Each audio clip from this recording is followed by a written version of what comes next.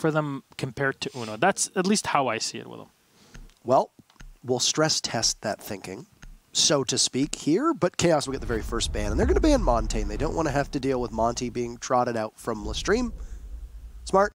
We know that shield operators get played with LeStream, very similar to Penta, and we also know that shield operators get played by Chaos as well. So by doing so, Chaos are also saying we're okay without playing with this operator that might be a part of our arsenal. LeStream actually did this against Empire on Clubhouse last season, where it was a double hard breacher ban, and LeStream practiced with only one hard breacher available in hopes of winning the ban phase and then being able to use their strats they'd come up with a singular hard breacher to beat out Empire, and they did. They handed Empire a pretty significant loss. Now, joining Montaigne will also be Dokkaebi and Mira, as is tradition with Europe. So, third match, third Mira ban. Will this be an Echo or a Maestro? I would suspect Echo. Valkyrie. Valkyrie, interesting. Ah. So we have quite a wide swath of operators that have been banned so far. Hibana, Zofia, Maestro, Mira, Maverick, Lion, Echo, Monty, Valkyrie, and Dokkaebi have all been banned on Cafe so far through 3 matches. The only duplicate has been Mira 3 times in a row. Not surprising again for Europe, as you highlighted very clearly.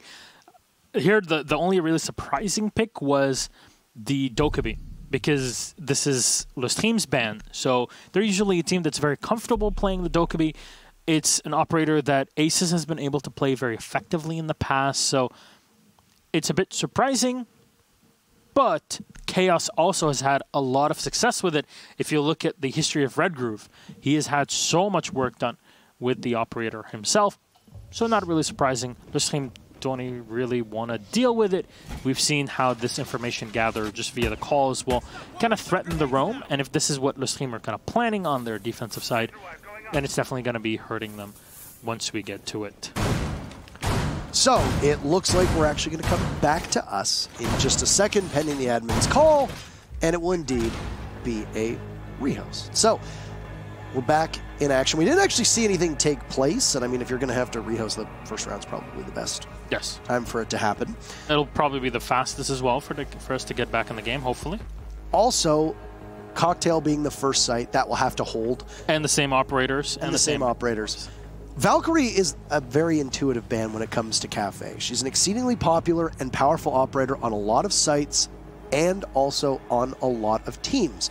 We have seen, in Latin America in particular, Psycho play her and top frag consistently. And we've seen that in Europe, we've seen that in North America as well. We've seen that in APAC quite a bit as well. Exactly. Waka played Valkyrie with great consistency. In fact, he would often be a target ban. Reciprocity doesn't like playing against Valkyrie. They often ban her as well. There's a lot of strategy behind this operator. And right now, what we've seen so far through Cafe is aggressiveness winning the day. G2, exceptionally aggressive. They pummeled Mouse. Na'Vi, exceptionally aggressive against an equally aggressive Penta squad, but it was Na'Vi who ended up showing up and winning better because, well, they just simply were hitting their shots instead of Pento doing the same. With Valkyrie being banned, and it was banned by Chaos, this means that LeStream will have less info-gathering operators to use. Maestro and Echo are both still on the board, and there's going to be bulletproof cameras in Doc or Mute, both of whom tend to be the 2 popular operators that bring it.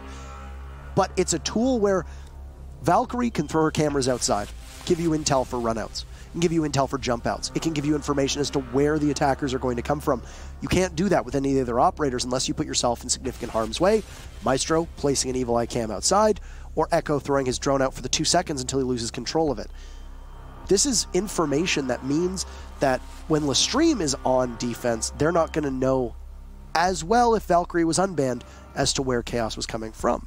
And that is a sigh of relief for a lot of teams, because you might not need to bring a flank watch operator like a Nomad. You might not need to bring as many Claymores, because they're going to be flying blind on defense because they won't have that information from the cameras being outside. Yep, it's just, in general, a lot of flexibility. Hopefully we can get into the game as soon as possible. We're trying to get everybody in the lobby here to go, but you know, we haven't really been able to see much. That Mira ban is...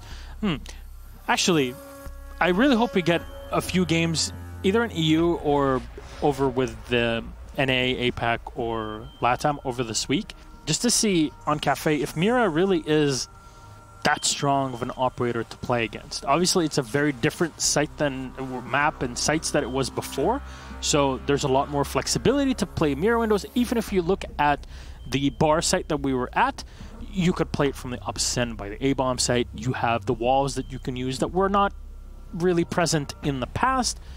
There's a lot of things that really shake up the game. That's the entire point of the rework, but maybe that's really what makes Mira so powerful in this sort of situation. A former member of the coaching staff of Mocket Reaper, who's now, I believe, the analyst for Rogue, once said that Mira in Europe tends to be a feedback loop, which also happens to be an image of an Ouroboros, which is the logo from Chaos. So it actually fits quite well here, the snake eating its tail, is that you ban Mira all the time, so teams don't play Mira, which means that you can start working around Mira, which means that you don't see Mira because people are used to not playing with her, and then all of your strategies evolve around her, and her pick rate will drop even if she is unbanned because your strategies don't involve her at all. And at LAN events, we've seen that Mira's pick rate, which is quite high, drops an awful lot because European teams need to play against North America and Latin America, both of whom use Mira an awful lot, and even APAC too, who don't ban her quite as much. So there's a global strategy to it that European teams need to be ready for that, but when they're talking about inter-regional play here, you're not used to scrimming with her, you don't scrim against her, you don't have her in your lineup, so you just ban her, and then you ban her consistently, and it puts you on more even footing because you know how to work around it because you don't see her all that often. Makes a lot of sense. It really has been happening quite a bit. Literally since the day that the pick ban phase was added into professional play, we of course have to go for the same operators that we had before. So that is what we'll have, and we'll go back to the bar as our very first site. Again, round number 1 between Chaos and LeStream. Our third time this evening, Cafe Dostoyevsky. We get to see it so very often, so we can learn how it's supposed to be played and how teams right now like to play it. To kind of gauge the situation. A lot of reinforcements coming down from Chaos here along the frontal parts of the site, something that you used to see quite a bit in the past. Teams like Rogue, for example, were known for opening up a lot of the walls and playing in that sort of flexibility, but that was before the operator bans existed. It was with less rounds, the site rotations were different, and Mira wasn't really banned the whole time. So it was also still a linchpin of the defense with kind of Sidewinder style mirrors that are set up in the fridge so you can play from the A site. It's still a strategy that you can operate to this day. I'd speculate that double hard breach is a pretty common strat here on Cafe for teams, and that would indicate why Hibana was banned in match 1 of Pentanavi, and then we saw Maverick being banned in the G2 mouse matchup. There's no hard breacher ban at all. So you've got lots of tools as an attacker to cut through all these different walls. You're not going to rest solely in the hands of Hibana, who excels at getting hatches and opening up smaller areas to get in, or Thermite to be able to open up much larger portions of the walls. And Cafe is a pretty good map for Thermite because it does have a lot of those broad walls. We see it down in Kitchen Bakery on that first floor. We see it at the double wall that's next to Piano at the top of Red Stairs. You can also see it on the back portion of Dining Hall. There's a lot of places for you to be able to put an exothermic charge down and be able to put a lot of, I guess you could say, pressure on the defenders. Here, unsurprisingly, LeStream will be running with the double hard breach. They do this a lot as a team no matter what bomb site they're attacking and no matter what map it is, but on Cafe, it could prove to be quite effective. And so far, LeStream kind of taken their time, and doing so, they'll lose Hicks. So the Capitao, a very important operator, has been taken off the board. Vidaline's still playing in the back, so had the Capitao existed, maybe you would have been able to deal with him later on in the round. Redgroove just trying to do as much damage as possible, at least laying the buck of Corey as he enters through into Piano. Takes a bit more fire from the Legion as the C4 will connect. Secretly will find one on Alfama. Pre-fire, but it's Redgroove again to win in the hallway and then play back into that bathroom. Now, right now, LeStream with 2 players alive at Aces and Rise, they're definitely going to be in the back foot. This is very tough as LeStream will try to dig themselves out of the Piano room and move on over towards the corridor, but it's being watched and patrolled by Chaos, so they've got good map control still. An inability for LeStream to enter successfully, and they don't have very much to show for it. Aces will take out Vitalin, but he'll lose Rise in the process, so he'll be a one-man army to try and pick up this diffuser. He'll grab it. But it's a mute jammer that will stop some of those XK rusts from going off, and the entry that LeStream was looking for will not be quite as successful, and Evil Eye might also spot Aces, who walks in. It's Red Groove looking the wrong way, but he's trapped inside of this bar back storage. He emerges from the freezer, and that'll be it, as Renewals will stop him in his tracks, close the door, smile, and Chaos will take round number 1. Many, many smiles here for Chaos. And really, it's always Aces that kind of winds up in situations like that, and sometimes he definitely is able to win them, so you have to be very careful. The Habana is not usually his go-to operator, that's for sure, but still a lot of work that could have been done. And in there, losing the Capitao really, really helped Chaos. Well, taking out the Capitao really helped Chaos throughout the round, really put LeStream on the back foot. They didn't really know how to adapt to the loss. Their play was, okay, let's push Piano play off of there, but Red Groove was still in that position to play against them in the hallway. Even with the entire wall being reinforced, if you look into bathroom or into the freezer, it was still enough for Red Groove to just peek off of one angle. C4 from below, there was operators giving him information on what's going on above him, so it was just a matter of time until the kill happened. Just a bit of a mistake there and a miscalculation from LeStream. Again, we'll see a similar lineup and setup. What we saw with G2 with the half-reinforced wall, the rotation hole. It was the opposite with G2, but it's still a similar fashion. Chaos will try to defend this. Castle has definitely been a big operator we see on the site. Is there going to be even a rotation hole around here? Not yet. There's still an impact grenade in the back pocket of Secretly. He's going to use it around here by the bar. So easy rotate at the bottom of red stairs. Last round really could have gone either way. There was 2 gunfights that I got to see where if LeStream hits their shots a second sooner, it ends up becoming a 3-3 instead of a 5-2 or a 4-2 or a 4-3. That's tough luck. It comes down to taking a 50-50. If you're going to be involved in a gunfight with no utility, no concussion, no flashbangs, no goose to obscure your vision if you're an attacker, etc., and you're just going to lose those fights, well, it just comes down to who hits their shots first and who hits harder, and it was Chaos down the board there. So this time around, a bit more passive play from LeStream with this lineup could pay dividends. Now, keep in mind that when you're attacking Cocktail, Capitao is probably one of the strongest operators that you as an attacker can have. And LeStream weren't able to utilize the Capitao at all because Hicks was the opening death for their team. This could have completely and fundamentally changed the way that LeStream was looking at attacking this site. And in all reality, could have allowed Chaos to play a lot more aggressively without having to worry about getting shut down from these asphyxiating bolts that can come out of Capitao's crossbow. Now, in this round, it's going to be a kitchen defense. That's a free kill for Secretly. He's going to look for a second. What a beautiful shot from Secretly. And Corey missing the 1v1. So now put Aces in a position to be able to go after him. And there wasn't much to do with Secretly, but Aces will get the last of him. That's a good recovery from LeStream, but that's as far as it'll go for the time being. And a castle without his barricades and without impact grenades is basically just a gun. You're not taking out a big utility operator like a Maestro or an Echo.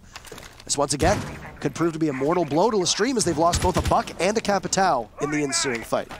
2 of your most technical operators being eliminated there with just one fell swoop. Again, as you mentioned, Chaos didn't really lose anything in that gunfight. They lost the castle, yeah, sure, but he's not really there for anything throughout the round. As long as he used all his utility, it's completely okay, and he already did, and he net 2 kills on top of it. Very well done there by Secretly, and a bit of a misplay by LeStream. Again, a single fault like that is just going to be capitalized so quickly upon by your opponents in high-tier competitive play, which is where we're at here in PL. And finally, we'll see the cleanup there of the Maestro Evil Eye. Even though it was open, there'll still be some utility by the Zofia to open it. Legion around the corner, and he's going to be spotted. Rise will find Red Groove, but still a 3v3. Saw the elbow of Red Groove as he was looking the wrong way, and Rise very wisely knowing exactly how to approach that. It's now Crips who could possibly be in a dance to the death with Aces. So the Type 89 will rattle off. Vitalin's there to finish the fight that Crips had started, and now it'll be up to Rise to push on in. Alfama's in. He'll find a kill on the Renewals. Continue on! Oh, but Crips comes out of nowhere to save his teammate. Vitaline is down, so it's all up to Rise and Crips in a 1v1. Rise has 1 kill so far. He'll have to retrieve the diffuser with 10 seconds left. Vitaline will try to do his best to just provide information. So Rise will finish him off. It'll be up to Crips, who'll be flying blind. Hits the deck. He knows he's got to work with time. He pops up. He'll take the fight. This could be unwise. It's going to be up to Rise to rush on in, but he can't make it there in time. And just a stealthy play from Chaos. Crips in particular to keep this round in his team's favor, and a second will go on the board for Chaos. So many chips that stay in the pocket of little old Crips. He played that so well. And people want to say, yeah, why didn't he peek? Why didn't he just play against it, win the fight? All that matters is that you win the round. And that's exactly what he did.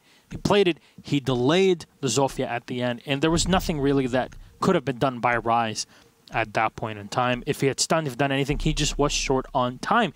The execution from LeStream just took way too long to enter. And when you see the fact that they had lost, 2 players early on in the round for free, you'll understand that this kind of makes sense, that they lost time. It took them a while to put themselves back in any sort of positive position, but this is where Chaos are able to capitalize on, and they get 2 rounds to the 0 of LeStream.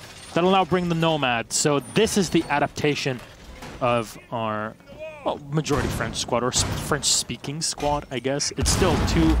It's, at this point, not even a French squad. 2 Germans, 2 French, and 1 Belgian. So kind of an in-between. I don't know what to call it. I mean, they're a European squad. Bega France, Bega Fra, whatever. I'm not the one who speaks 17 languages. Me neither. Not bad attitude, you don't. One day. One day. I think there's some ways of learning it. I think there's some books, there's some movies, there's some applications that help you through it. It's always good to learn new stuff because you don't just learn the language, you learn the culture around it. Wise words from a well-traveled man. Thank you very much. I hope to keep traveling with you alongside you for many, many 13-hour flights. Pardon me. Not as well-traveled as we have been in Pro League today, as we have been on Cafe every single time. And every team has played this differently so far. We've seen these double hard breach combinations. We've seen a lot of gridlock play. We've seen extremely aggressive play involving tons of soft destruction because you don't have the hard destruction available for you. And this is very common when you're trying to find out where a map sits. We saw Villa the first couple times it was played. The same with Coastline. There were a lot of different combinations being brought out from teams. And of course, teams will always change things up to fit their play style the best. LeStream, as a team that is very well coordinated, they usually land their shots. They're currently being outfoxed by Chaos every step of the way, except in this round where Secretly is the only person who's taken any damage. And despite the fact that he takes a lick and he keeps on ticking, that'll be a C4 caught by Alfama, but in all the wrong ways. One of the 2 hard destructors for LeStream is down, and they typically will double up, as I said in previous rounds, so it gives you a little bit of an insurance policy. Impact here from Red Groove, possibly looking for a run out or anybody on the outside. Well, he won't find anyone. He'll just take a lot of damage in the opposite end of that hallway by Corey. He's going to stay behind the reinforcement, but this is a pretty good spot to use. Very difficult to push players out of this spot unless you have control of the outside window and the rappel. But it's not the case here by LeStream. Secretly, he's just going to prep for fire his opponents from below, as the Nitro Cell had already been used. And Rise will find one on Red Groove, finally eliminating the Legion. This trend line will continue here as we are on the reading site as to whether or not Chaos will hold on, playing quite aggressively. Only a minute left for LeStream to work with, but still plenty of time. Secretly still existing with the same amount of HP he's had since the very beginning. Rise taking a bit of damage, and Corey as well. So we're basically at an even fight here. But we've seen teams struggle to transition away from that 3rd floor to the 2nd floor. And a key part of that is the stairwell control. If Chaos can continue to keep bodies on the stairwell, then they're in really good shape. A beautiful shot from Secretly through that fireplace. And he'll continue to move on up. The stairwell control will fall, though, as Crips gets taken out from Hicks by the cigar balcony. And the Capital losing a lot of HP in the process. Nobody from LeStream is at full HP. And even though the guns don't pack a punch on Chaos, it's not going to be too many bullets to take most of them down. Not a lot of utility left on Chaos' side of things, so they're just going to have to win the fight. It's another kill from Secretly, finished off from Corey. Hicks takes out Vitaline, so Renewals will need to do his best, but he can't control the recoil. Expecting a push from behind. Where's the coverage from the Capital? This is going to be very challenging for him, and he can't dance around the doorway as Hicks will hold the angle, and LeStream, by a hair, will be able to take it. Target prioritization for Chaos could have been the savior there, but Nomad's position, unbeknownst to them, behind the bookcase, will be enough for LeStream to take the round. Every single round so far has just been way too close for comfort. And this is LeStream, even when they have an advantage or an equilibrium in terms of numbers, or even when they have an advantage, it's still kind of slow in their execute. I'm not too sure what's going on here. Maybe it's just not being too familiar with how the map's rolling so far. Maybe it's just unsure of how to work as a unit, with Corey being the newcomer. But it's still not the same level of aggressive play, or not just that, but more methodical advances into the map. There's a lot of, okay, we're droning, oh, we're sitting back. And you saw in round 2 how that sort of mindset and that sort of play cost this team 2 very important operators and the entire round, arguably, with Capital and Buck being lost for free for the castle. You have to be more proactive. And the team are known for being more proactive, but was it just the fact that Uno is on the squad? Or is it just because now they're kind of unsure of how to lean their way into it with Corey on the crew? I mean, from what I saw of the Vegas Minor, which admittedly was not every single match, it did look like Corey took some time to gel with the team. Now, your speculation at the start of this matchup was that Corey will eventually fit LeStream better than Uno did. I hope for LeStream's fans' sake that's true, but right now it sure doesn't look like Corey has fit in the same way. He hasn't as much of a defined impact, and in fact it's been other players like Rise and Aces who have really been shouldering a lot of the weight for this team, not just through Vegas's minor, but also now here in this particular matchup. Because of this, they moved Corey off of more of a fragging role and put him on the support-oriented role of Thatcher. In the meantime, this early push from Chaos almost cost Aces his life. Secretly taking a lot of damage in this one. He's definitely been doing quite a bit of work here for Chaos, to say the least. Flashbang being thrown in, but there's already a mute jammer here to stop the drone from moving. Corey will throw in the second EMP here to destroy that jammer right behind the wall, the entrance into Cigar. Will break open into Piano, but they're still here. This team unsure of any players that are positioned in this area. You saw the amount of damage that Red Groove was able to make in the hallway. Opened up here by Alpha Mat, try to ingress into Piano, but there you go. It's at least opened up.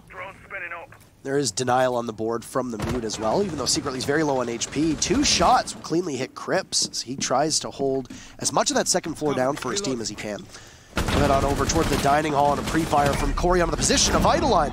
There's Corey showing up big when they need him the most, losing 50 HP in the process, but claiming a very important trophy, as you're going to have the only ACOG that's available on Chaos eliminated from this matchup. And in a powerful position as well, standing over on the cocktail balcony, you can watch both of the hatches.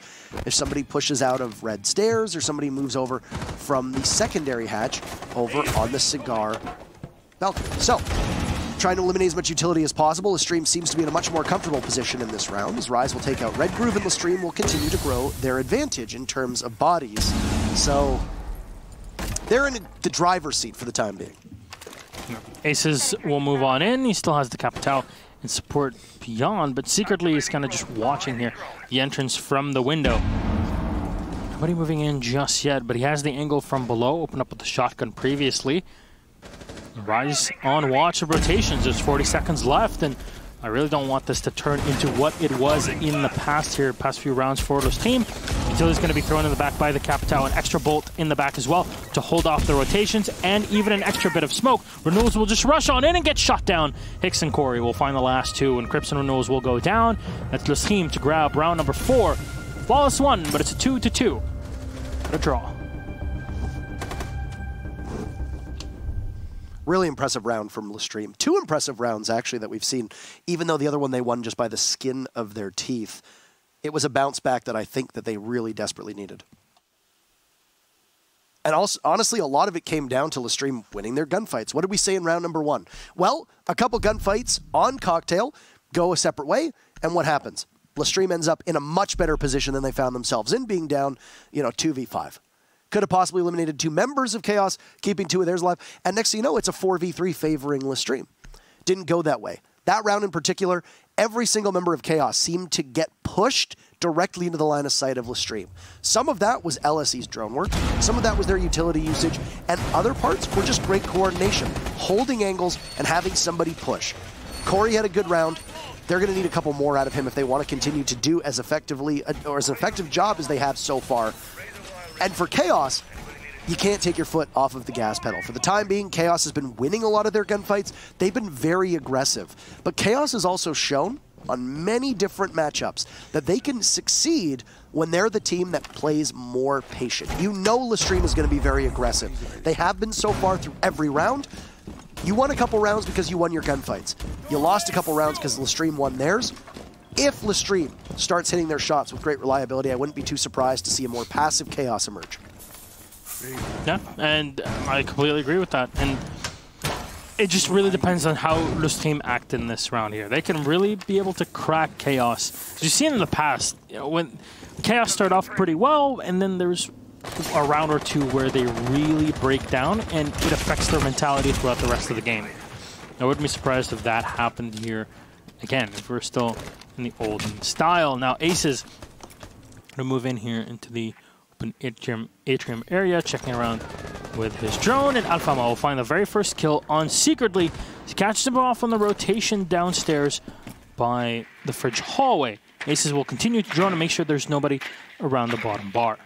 So different hold for Secretly this time. The last time we saw Kitchen, where did Secretly hang out? It was upstairs on the 3rd floor. In Cocktail, he was able to get the very early kill onto Corey and then follow it up with a great shot. I believe it was on Aces, if I remember correctly. I can't remember exactly which two. It's Hicks and Corey, I believe. That was Hicks and Corey. And now this time around, where is his presence? Well, it's going to be on that bottom floor and possibly looking for a different entry point for LeStream, but LeStream walks away with that one. Not only is it going to take some presence away because you know that there's going to be one fewer roamer that you have to watch out for, but additionally, it's somebody who's been hitting their shots. Corey now doing some soft destruction from above. See if he can throw a grenade better than Doki can, and that's indeed what he'll do.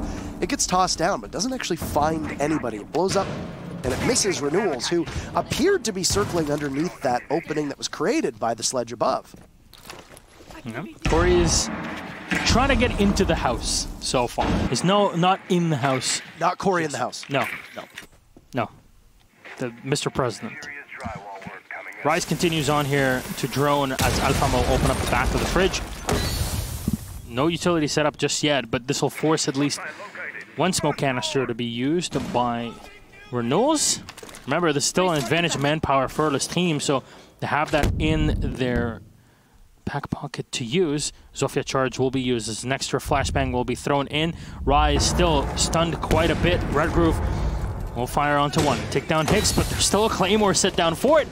And the rotation from Red Groove will be negated. You spot the player right behind. Oh, he turns around and right into the head. It's Rise to find it. It was Vitaline, though. Find one onto Aces, another one onto Crips and Corey.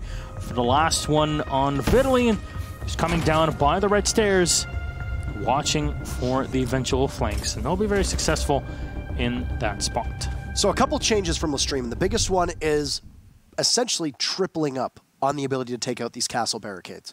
You're running a Zofia, you're running a Sledge, and every time we see Aces utilizing those XKROs, it's either to grab one hatch or to grab a couple castle barricades. It's effectively neutralizing the castle pick that's coming out from Chaos, because in a lot of cases, when you're looking at this bottom floor hold, this castle is designed to stop you, eat away at your soft destruction, and funnel you through the areas where you want, where the defenders want you to go. It's a pretty typical castle setup on most maps. But this time, LeStream has the answer for it every step of the way. And I think it's a smart idea for Chaos to now be switching off of the castle because it hasn't been working for you very much. It worked at the onset, but LeStream answered correctly. Let's go with some more soft destruction. Let's take away the benefits of an entire operator, and then we can continue to push the site relatively unabated because they still have so much utility. They still have so many gadgets and tools at their disposal because they're so chock full of ways to take out any kind of barricade and or soft destruction that comes their way. So Chaos will make a change, which I think is smart. Even though Cocktail isn't a site that necessitates a castle, we've seen a couple teams use him up here. I would hope that if you're Chaos, you learn from those mistakes, and if you're going to go to Cafe again, maybe now that your castle strats have won you a couple rounds, sure, they've been figured out for the time being. This will be the last defense, though, for Chaos as they go up top to Cocktail, and they're going to be running a very similar lineup to what we saw last time around. There's going to be the Denial coming out from the Mute Jammers, both in terms of intel as well as any hard destruction. As for LeStream, well, they've got Corey now back on a predominantly fragging role. I don't know if they needed him to get a little bit more comfortable with the way he was playing in this game, and they moved Aces, who was on that dual hard breach, onto the Gadget Denial with the EMP. The whole thing changed here for Chaos in actuality. So far, It's obviously been so slow. You're kind of just going through the initial checklist of opening up the hatches, of droning in, getting information. Very good timing here just to not lose any of it with an EMP thrown out, destroying the mute jammer, walking into Cigar. Those are kind of your initial parts of the checklist. Corey turning around here and will look down into Piano. Should be able to find the kill in the back, but it's a bit of a difficult angle for him to play off of in the reverse repel. There's a player in the back. And no damage has been done. That's Red Groove as well in support. Secretly with a C4 out and will not connect. I believe it was shot out in the middle of the air. Will just take even more damage. Crips on the run out, but will fail as Corey is just watching every single angle. Very well done. But at least the Jaeger will be alive and crawling just for now. Hopefully finding some safe hands waiting for him, but no, it'll be a finish from Hicks. He was trying to draw out the inevitable, or prolong the inevitable, waiting to see if somebody from Chaos would come to the rescue, but there will be no cavalry this time. Secretly cuts Corey off of a wire. Looks for another one, but can't be able to find it for the time being, as it's Aces as his next target, alongside Alfama. So it's the friendly Thatcher Thermite duo, joined by a Zofia as Rise drops, but he can't light up Secretly well enough. 3 barrels trained at Secretly, and he's making his last stand. Eventually, Rise will rush in, but Chaos had responded, given enough time to find somebody for the refrag. And once again, finding ourselves tied back up. It'll be a 3-3, though. 2 minutes have eclipsed in this round, and both teams have lost some valuable tools, but they're fighting at essentially full strength, or as close to as they're going to get. You see the Maestro camera just giving information on the attack to funnel in from Cigar. Of course, you saw Aces as well running the Air 33, so it's going to give him a bit more flexibility in CQC fights. There's a lot of work that you can do with that. Now, exothermic charge has been taken away. Oh no, was there an Evil Eye as well set up somewhere? Oh, this is not pretty. There's no utility now to open up the side of the wall. You're going to have to walk into fire. Both sides are being held down. Aces takes a lot of damage here on the walk by the Cigar balcony.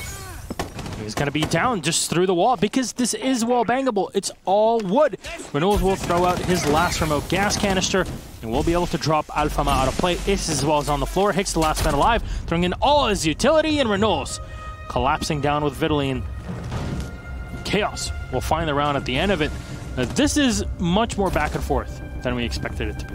Yeah, and LeStream got stuck. It really came down to that cheeky Evil Eye that was positioned. Part of that falls on the shoulders of LeStream to find the gadgets and do your best to ensure that they're not going to take out your utility, but that also is a lot of great play from Chaos to put it in a position where you can stop them effectively. So both teams in that instance, some benefiting, some losing a little bit. And just that exothermic charge alone, not going off, not being able to open up the wall into the bar back storage area, not being able to allow LeStream to angle from 2 separate ways in towards the site, that becomes a major problem for them. They essentially get stuck trying to go through one singular doorway, and it's not even a double doorway. So you're very, very vulnerable to somebody just firing away. We saw it from Vitaline. He was just tapping away at the Maestro into the doorway, knowing exactly where somebody's going to push from. Even though there was smoke stopping it, it doesn't really matter because at the end of the day, you know they got to come through that door. Yeah. If you're LeStream, maybe there's enough time for you to push one body down that white corridor over towards Cocktail, but there's a Legion on the board. There might be goo mines in the way. You might not have enough time. You might find yourself in a position where you don't have any intel on white stairs. You don't know if somebody's playing inside of the actual bathroom, if you haven't droned it out recently. There's too much to gamble off of. Yep. Chaos made that look easy because ultimately, those final 20 seconds, once that exothermic charge was taken out, it was easy. Yep. And there was nothing that this team could have really done to really lock it down. Once, as you said, the thermite charge was eliminated, the round was basically over, and it was LeStream kind of just saying, okay, we'll push one side or the other and then see what works. And if nothing sticks, then so be it. And that's what happened. 2 players were down and eliminated, and it was all up to the Capital. And the instant he turned around, there's an extra angle, of course, now that you can use by the A site balcony. You just peek and find the kill off of it. So very well done by Chaos. They're really able to kind of pick apart this team in ways that you don't always expect them to be doing. And here at the half, or the second half, Aces is going to be running the Ella, which is an operator we haven't really seen, but it's also an operator that he enjoys playing quite consistently. It's a lot of firepower that she still brings to the table. Additionally, Rise will play that Ella, and most notably on Bank on the server stairs. So you've got a couple pocket operators that various different European teams play on, and Ella is seen quite a lot in the arsenal of LeStream, as you pointed out. Doesn't matter whose hands it's in. Also, her shotgun, extremely good at shredding through anybody at close range, and additionally, she has the reduced effectiveness of these concussive blasts from Crips. And because of this, if Aces gets pressured by a Zofia, his, I guess, vision impairment is only half as long. And Aces will be able to effectively capitalize on that very quickly. But he won't be able to do too much against Secretly. I don't think he was expecting the Nomad at the window, and she guns him down. Yeah, and utility is still available in that. Rise will find the kill on Secretly, eliminating the Nomad. I'm not sure if all of the air jabs had been used. Renaults will be dropped out by the entrance. This is a very ballsy position to be in. If you're Hicks, all of the cast grenades have already been used. And Alfama will find one on the angle, and you find the second. A lot of damage has been done. Renaults picked up, but Crips at half HP. The only one really with full health is Red Groove, and Rise as well as he maneuvers himself very close up. It takes that already finds him and dispatches him with the shotgun. Pre-fire here, Reynolds will find one kill, but Hicks, even at distance, can finish him off. And Reynolds is very low on HP. Even the shotgun can finish him off in this situation. And he's got no ammunition, except for what's present in the shotty. Just like Jangati, whips it out, gets the kill. Reynolds is down, and LeStream adapt very, very effectively here against Chaos. Chaos barely were able to enter the building. They set foot and then they died. That's no Swedes allowed. I remember back in the day when Smoke only had like 80 bullets in his magazines and in reserve for the SMG-11. And it was very common for you to run out very fast. Yep. They buffed a lot of the ammunition counts in this game. Sometime I believe it was around Velvet Shell or Operation Health, and doubled a lot of the ammo counts for almost every operator. This opened up a lot of different ways that both the defenders and the attackers could reshape sites. You had a lot more opportunities for caliber-based destruction because you didn't need to be as stingy with your ammunition, or as careful, I think some people would say. But in addition to that, it also allowed operators like Blackbeard's DMR, or Glaz, or the SMG-11 of Smoke, which had notoriously small ammo pools, to be a lot better weapons because you didn't need to be as conservative with them.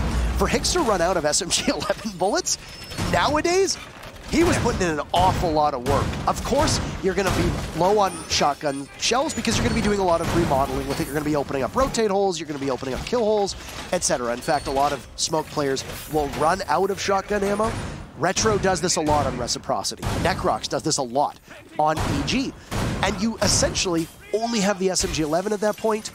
Funny enough, 8 shots left in the shotgun. That's all Hicks had, putting in great work for his team as he was this last stand on that bakery counter. And, well, that play was just so sweet that Hicks was able to finish him off. LeStream will regain the lead as they put 3 together on their attack, and now on defense they're going to look to hold that.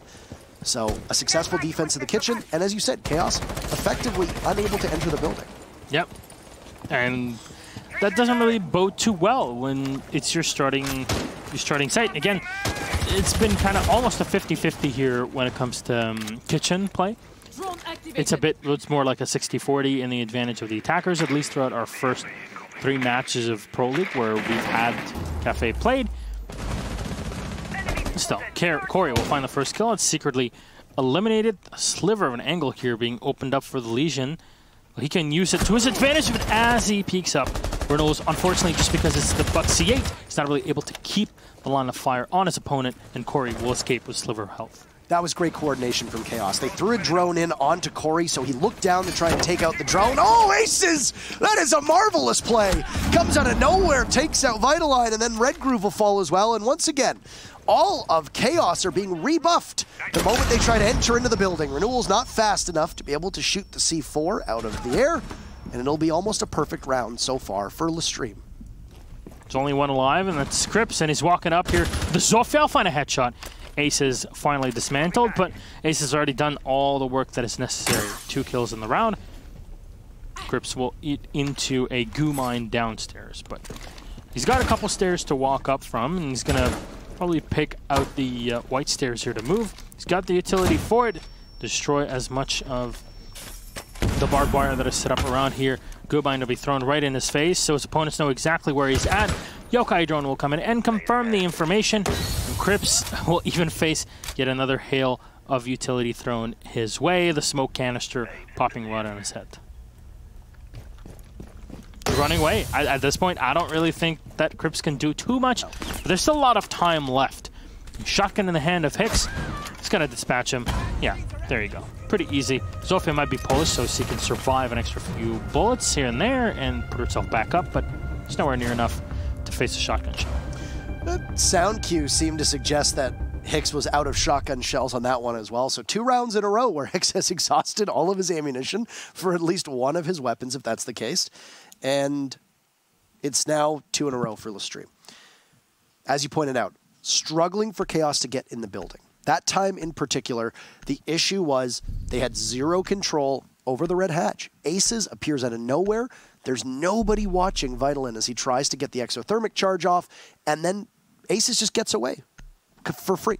Nobody there to challenge, nobody there for a refrag. He takes quite a bit of damage from the hatch above, but that's it. It's either missed opportunity from Chaos or just nobody playing their roles. And because of this, LeStream is able to capitalize off of it. And sure, we saw Crips get 1 kill onto Aces, who was standing like a sentinel at the top of red stairs, but at that point, you don't need to go too much farther. I mean, Corey's been doing pretty decently as well here. I mean, we saw in the previous round, round 8, Corey and Aces both hit pretty darn close angle shots. It's not really something that we're expecting to win, but both of these players are well known for taking the peaks and winning them more often than you expect that they'd be able to do. Corey's going to be playing the Pulse in this situation, so more of a supporting role, and Pulse did get a buff very recently, so it allows him to switch between his weapons and his cardiac sensor much faster. You feel that it's faster, you know that it is, so it's more comfortable to deal with it. There's not that awkward delay anymore between switching between those 2 bits of utility and your weapon. So it was a significant enough bump. Oh yeah, you can definitely feel it. There's no question about it. And I'm surprised you haven't seen him as much as I'd have expected him to be seen, but he's still a very strong operator. I'm pretty sure we're going to see even more of Buck as Pulse as the day goes on. Perfectly acceptable. We were watching a Buck there in the process. Having won their kitchen and cocktail defenses, it's a 3rd site on the board for LeStream. They're going to have to go to one of the 2 second-floor bomb sites. They will be defending Dining Hall no matter what, but the question is, do they go to Reading or do they go to Mining Hall? In this case, it's going to be Reading that's been favored, and it's been favored for 3 maps of Cafe thus far. Interesting to see the way that there is a change to new additions, and there's been quite a lot of praise being heaped on the new Cafe, both from Fabian and from Doki so far in the 2 interviews. Secretly, we'll start things off for Chaos. Shut down immediately by Hicks, playing on these white stairs. Are those the red stairs? So white stairs. They're the white stairs? They are the white stairs. Yeah. Yeah. That's correct. It's completely understandable. Thank you for showing me the red stairs. I appreciate that. Yep, that's it. I get it. I got it wrong. Very patronizing. Thank you for, yep. And those ones are the white stairs. Great, thank you. Awesome. I think they're called that because of their color. I am extremely under the weather, so you'll have to forgive me when I say things wrong. It's okay. I haven't casted in ages as well. So. Yes, I'm very sick, so I apologize. That's why my voice sounds the way it does. And you're kind of dying as well, right? That's what we ended up. He consulted. He went on the internet and he found out. I diagnosed myself on Google, and that's the worst thing you can do. Well, don't do that. Alphama will find the kill though on Crips. Looks like Crips was trying to diagnose himself online, and well, he ended up just going down. Both Crips and Secretly now out of the play for Chaos. With Corey taken away, sure, it's the Pulse, but both the Zofia and the Nomad have been eliminated, and Secretly wasn't really able to use his utility. I don't know if Alfama was worried about getting spotted there, because it definitely looked like his position was being known, and Aces will try to get away, but he won't get quite far. It's Vitalin who shuts him down. And Vitalin losing a lot of HP too. So Red Groove is at full health, but the rest of LeStream are primed and ready, and with Alfama running with the shotgun SMG, he can engage at either close or short range. Rise as well, having the best gun still on the board. There's not a lot of shotgun bullets left, but, I mean, you've got 14. That's plenty. That's all he's going to need. I don't know if Alfama knows. Why do you look away? That is not good decision-making on Alfama's part. I'm not sure exactly what he was looking at, but through the wall, Rise, a beautiful shot. Looking for a second. trying to keep this together, just narrowly missing the head of Red Groove as these two will now tussle. 10 seconds left, anticipating that Chaos will push Rise, but no, instead they'll grab the diffuser and Red Groove will be prone and vulnerable for 7 seconds. Once that clock hits 0, Rise will know, and he'll have to rush on in. Look left, look right, where are you? Good decision from Rise, and that'll be a guaranteed 1 point from LeStream, as they'll put their 3rd in a row and be perfect so far on defense. 4, 5, and 6, 1 round away from the full 3 points to join both G2 and Na'Vi atop the leaderboard. Not too shabby. Not too shabby here for a start. We are again on match point, as you just very astutely pointed out, Parker. But this second half has not really been Chaos's best. After seeing their performance on the defensive side, we're like, maybe they really have quite a bit to show. But then 3 rounds in a row means that those teams just have complete control when it comes to the defense. And Chaos's attacks, I mean, we've had a round where they couldn't even get into the building itself, and then the other 2 where it was much more difficult of an entry than suspected. And there it was just excellent play at the end by Rise on the Jaeger, beacon out, having the information into dining, and right before the diffuser gets planted behind the reinforced wall, just fires down by the soft wall next to it, and then gets the kill, and ends it right then and there. So it was very astute, played for time very well.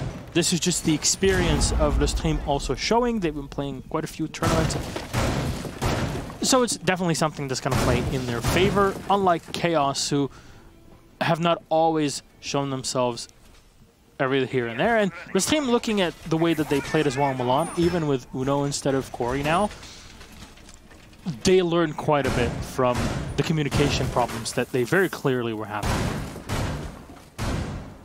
I mean, also, one thing worth mentioning, both the Penta-Na'Vi matchup and the G2 Mouse matchup, we heard in the interview that neither team were actually expecting to play Cafe. So it could just be that maybe LeStream is more practiced on Cafe, maybe they've been grinding it out longer, maybe they just simply are a better team on it. And it's very possible that Chaos was expecting a ban from something else, and because it's a best of 1, maybe they just simply didn't have the maps go their way. That's something that always happens, and there's best of 3s where teams will objectively lose the ban phase, and with it to the match. It's all speculation, though, and it doesn't really matter. I mean, for Chaos, I think Chaos has looked good. They've been okay, but LeStream, with the exception of 1 round, have won 6 of the last 7. LeStream started out slow. They seem to pick things up. Hicks in particular, his play increased quite dramatically over a couple rounds, and then you still had Aces and Corey doing their work, and Rise being the savior in a couple rounds too. It's been good individual effort, and that's something that really exemplifies the teamwork of LeStream. It's very similar with Chaos. Usually in Chaos, one member of the team will have an exceptional game. Right now it's Secretly, and he is going to be the focus for this round in particular. If he dies early on, it's hard for me to imagine how well Chaos will be able to respawn. And Red Groove goes down early. Renewals takes an awful lot of damage.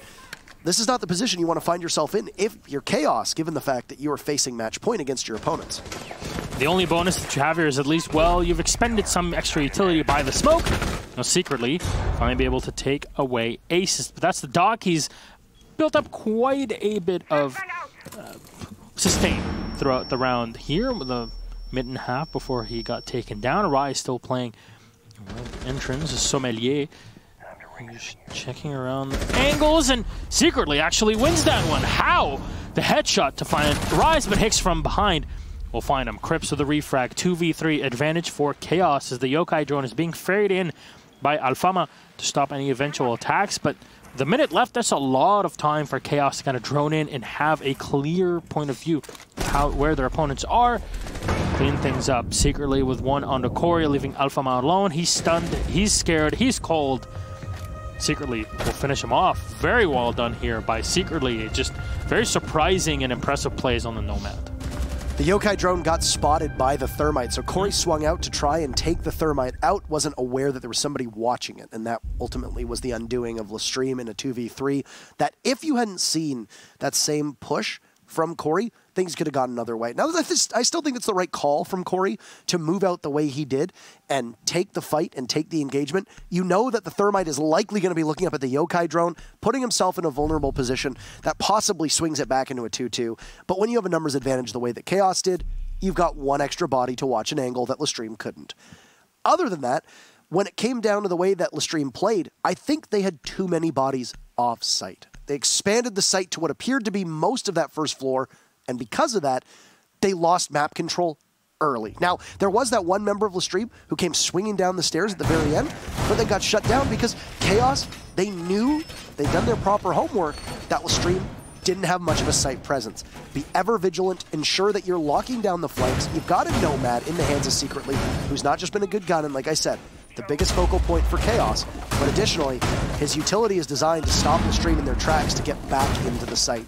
Ultimately, it worked really well for Chaos, and for LeStream, maybe a bit too sloppy when it comes to holding that first floor map control, maybe just too much outside of the actual site. That couldn't help through that mid-round towards the latter half of the round. Going up.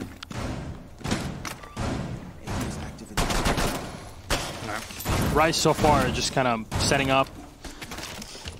Still unsure of how this will go for Chaos here. I mean, they've had a pretty good round in the previous one, but I think the big change for LeStream looking at it is we failed in these specific moments, and because Secretly was really able to hit our flank very hard throughout the entirety of the round, right? What did they change? Not really much. They're going to be playing in a similar fashion, but running Corey on the Vigil. So that's the big wonder. Where will they position him? They're still going to have Aces holding down this option. Well, there you go. Corey and Aces will both have the crossfire on the entrance into the building. This is a position that you saw Secretly do so well in the previous round. And Renault's already taken control of the top floor. They're just going to sit around by dining and can use the Skeleton Key just to open things up here as much as he'd like. Interestingly enough, Chaos are only bringing one hard breach. This is something that we didn't really see from their opponents on this team. No, LeStream really does favor that double hard breach, as was mentioned earlier. And Chaos will need to have a really successful entry here. Because once again, LeStream is putting quite a lot of bodies just off-site, but they do have the Rook and the Echo playing pretty heavily fortified inside of the site. The question mark is going to be how quickly can they find Corey on the Chaos' side of things. That'll probably be Secretly tasked with doing so, but who really knows who from Chaos will end up in that interaction? Because Corey finds Red Key first, and now a second looking from LSE as they try to take out Renewals, as the Buck is insistent on taking this engagement against Jaeger. And there you go. Secretly, as predicted, will be the one to take out the Vigil, as he will continue on the brown stairs and edge ever closer to the site. Lightland's not too far off. He's joined by Crips here, as we're going to see if they'll be able to open up this wall as nobody tries to push. Possible impact trick set up to grab the exothermic charge, and it will go off, but it will miss. Still Renewals upstairs in the Train Museum. He has an extra bit of utility here to use to open up extra angles, and that's exactly what he's already done. Hake's setting himself up in a position where he can play the long-range fights with the SMG-11, but at least he'll be close enough to use some sort of utility with his smokes in the back. Aces will find one kill, at least give that advantage back to the way of this team.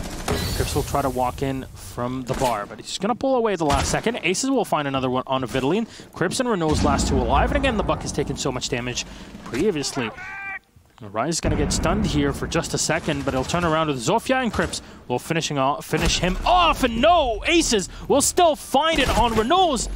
He's somehow still alive with that one armor, one player down on the floor. That's Crips. He tries to survive, and Aces just sprays the entire rest of the magazine into him.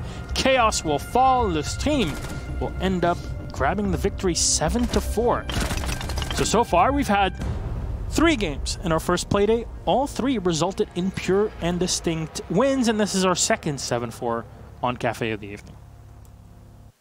Almost needing the entire game for this to be able to shake out, and Chaos look to be mounting a comeback of their own. We've seen them do it time and time again, but it won't be in store for the Swedes, as LeStream, alongside G2 and alongside Na'Vi, will win their matches today. No draws. We've come close. No draws. Vitality and Empire could be the difference there, but we'll see. Overall, a pretty exciting matchup, and our third look at Cafe once again provides us with completely different ways to attack the sites, to defend the sites, to roam, for runouts, etc. We've had a couple diffusers planted, but ultimately, if you really look at it, from my count, unless my numbers are off, only 3 diffusers planted today. That's it. There was very close to being able to do that a couple times in LeStream and Chaos that ended before the diffuser could go down, but that doesn't count. Ultimately, this has just been a pure slugfest between teams. Take fights, be very aggressive, lots of roam plays, a couple spawn peaks. This is something that's going to happen because I think teams are still trying to figure out this map. Yes, they've been playing it in scrims for quite a while, but the more actual matches and Pro League experience you can have under your belt, the better you're going to play. There hasn't been a lot of sloppiness today so far. I've been very impressed with this level. And like I said, everything from the operator bans, down to the site selection, down to the way that teams have been playing with their loadouts and their operator lineups, we've seen completely different matches so far today. Yeah, I mean, we saw, for example, with LeStream, we highlighted the fact of how they play double hard breach compared to other teams. I mean, they did ban the Dokkaebi, which is something that they're used to playing, but also their opponents have Chaos as well. But they ran Nomad, they ran quite a bit of Capital. Even on the defense, they're able to run the Vigil as kind of a adaptation to the way the Nomad was run by their opponents at Chaos. Chaos had very good rounds on the defense. They played excellently, just maneuvering around their opponents, always baiting them into favorable fights for Chaos to take. And really at the end, secretly played excellently on the team on both sides. It's just, you can't really win against a team like LeStream on the top level of Pro League competition with just having one player that's going, well, 14-9, I believe, at the end, which is pretty darn respectable. But this, you're not going to rely on that. That was so much the story of Chaos last season, though, is they'd have an individual player step up. You'd have a game where Renewals would be an absolute monster. You'd have a game where Crips on Ashe would tear through everybody in the process. You'd have games where Secret would do extremely well on both attack and defense. You'd have games where both, you know, you have Red Groove as well doing exceptional work. So there's always a great individual performance from Chaos. Against a team like LeStream, you're right, they're extremely deep. Yep. Every single player on LeStream is going to excel in a 1v1 or a 1v2 position. There might not be teams that respond to the way that Chaos plays all that well, but LeStream seemed to have their number here, and they walked away with a victory because of it. All right, well, it's time for our interview. We got the LeStream coach, Capel, on the line. Let's go. Bonsoir, Capel. How are you? I'm good. How are you? We're pretty darn good. I mean, I've been told that you're not French, so this is the first time I ever hear of this sort of information. That hurts pretty bad. I'm indeed not French. I'm indeed not French at all. All right, let's talk about a few things. Now, I want to talk about, well, the bakery position. We've seen a lot of kitchen play. It was an all too successful today in our first 3 matches of Pro League, but you guys played around where you were able to stop Chaos so dead in their tracks they weren't able to even enter the building. How does that really get set up for a defender to play in bakery and then fight against his opponents as they even try to enter from the main door, whilst also not having to worry about his flanks? Well, I mean, like, there are a lot of crossfire that's pretty easy to get to prevent anyone from entering, right? So for main, like, you had ACs playing Brook and Doc, I think, if I remember well. He's basically cutting like all main side, and God knows that contesting aces in the zone is pretty difficult. Then on the other side, you have Hex playing the smoke inside the bakery. So now that there's only the door and the window on the like small bakery, it's much easier to defend because you have less window to worry about. You just have literally one door, and with the reinforcement on the between the window and the bakery, it's pretty easy to hold the position if it's not opened. And on the other side, same for like for the lounge, like because there is no soft wall, we don't even need reinforcement to hold it very safely. Like if they want to take that zone, they have to push us. Then they are entering our zone of comfort, and they have to push into our angles. And even if they push into you at that point, and even if you lose the smoke, it's not the end of the day because you would have done enough damage to not really have to worry about the final push into kitchen. So it definitely does make quite a bit of sense.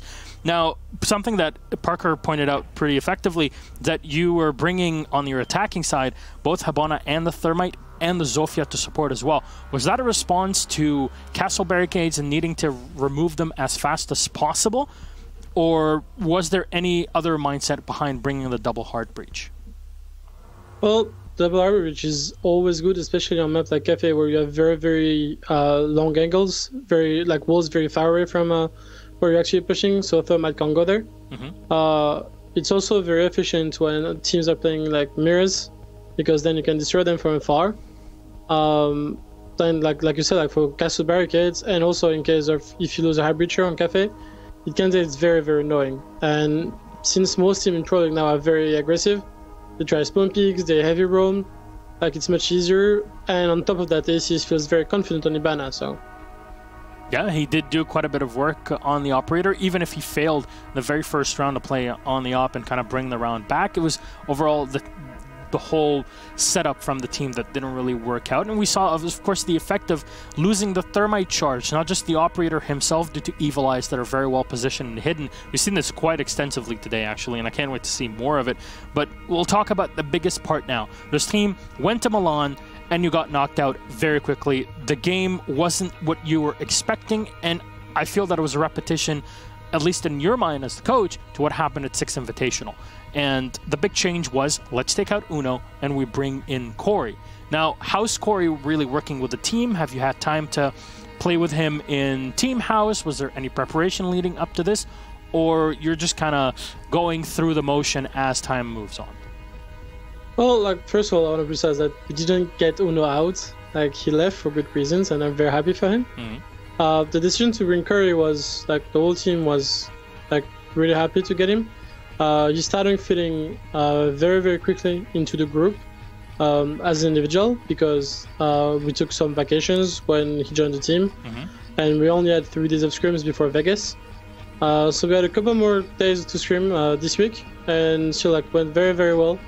He's still making a lot of mistakes, but it's easy mistakes to fix, and he's working really, really hard on it. And I'm very, very confident that you're going to make really big things with this team. Yeah, I think he definitely has a lot of potential and flexibility, much like Alfama on the squad, to really become a next level player, and that's something that you build up over time, as we've seen in the past with a player like Uno very specifically, now that he has moved on to greener pastures in his mind. But anything you'd like to say at the end of your victory here, 7-4 against Chaos? Just thanking the fans as always, and thanking everyone that make it possible for us to compete at such a high level and have so much motivation. We had a lot of support lately, like a lot more than at the beginning, and it feels really, really good. And LSE boys. All right, well, thank you very much, Capel. Again, congratulations on your victory. We'll be seeing you at the end of the week for your second matchup here, Play-Day number 2 for EU. Bonne nuit. Bye-bye. Bye.